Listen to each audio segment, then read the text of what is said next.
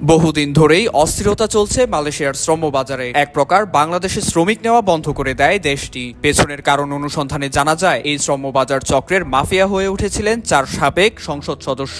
চক্রটি 1.5 বছরে 24,000 কোটি টাকার বাণিজ্য করেছে। এবার তাদের বিরুদ্ধে অভিযোগের তদন্ত শুরু করেছে দুর্নীতি দমন কমিশন। রোববার তাদের সম্পদ অনুসন্ধানে 3 সদস্যের কমিটি গঠন করা হয়েছে।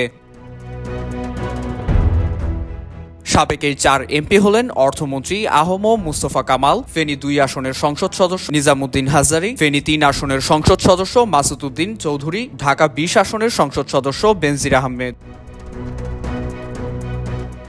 দুদকের অভিযোগে বলা হয়েছে, ফেনী 2 আসনের আওয়ামী লীগের সাবেক সংসদ সদস্য নিজামুদ্দিন হাজারী বিদেশে কর্মী পাঠাতে 2018 সালের ডিসেম্বরে স্নিগ্ধা ওভারসিজ লিমিটেড নামে রিক্রুটিং এজেন্সির লাইসেন্স নেন। মালয়েশিয়ায় সবচেয়ে বেশি কর্মী পাঠানো এজেন্সির তালিকায় 4 নম্বর স্থান পেয়েছে স্নিগ্ধা ওভারসিজ। ফেনী 3 আসনের সাবেক সংসদ সদস্য লেফটেন্যান্ট জেনারেল অবসরপ্রাপ্ত মহিউদ্দিন চৌধুরী 2015 সালে 5M ইন্টারন্যাশনাল নামে একটি রিক্রুটিং এজেন্সি প্রতিষ্ঠা করেন। মালয়েশিয়ায় এককভাবে শ্রমিক পাঠানোর শীর্ষে রয়েছে 5M। ঢাকা 20 আসনের সাবেক সংসদ সদস্য বেনজির আহমেদের প্রতিষ্ঠান আহমেদ ইন্টারন্যাশনাল মালয়েশিয়ায় শ্রমিক পাঠানোর দিক দিয়ে 5ম অবস্থানে রয়েছে। প্রতিষ্ঠানটির মাধ্যমে মালয়েশিয়ায় গেছেন 7,849 কর্মী।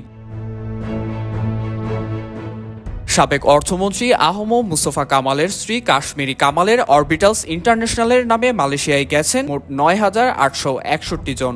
চক্র গঠনের সময় আহম মুস্তফা কামাল অর্থমন্ত্রীর দায়িত্বে ছিলেন। অভিযোগ রয়েছে, এই চক্রের সঙ্গে বাংলাদেশ ও মালয়েশিয়ার সরকারের উচ্চপদস্থ কর্মকর্তারাও জড়িত। দুদকের অভিযোগে বলা হয়েছে, মালয়েশিয়ায় শ্রমিক পাঠাতে সরকারের নির্ধারিত জনপ্রতি ব্যয় 79,000 টাকা, কিন্তু মালয়েশিয়ায় যেতে গড়ে একজন বাংলাদেশি কর্মী খরচ করেছেন 5,44,000 টাকা। 1.5 বছরে 4.5 লাখের মতো লোক পাঠিয়ে 24,000 কোটি টাকার বাণিজ্য হয়েছে এ খাতে। IVTV USA, new York.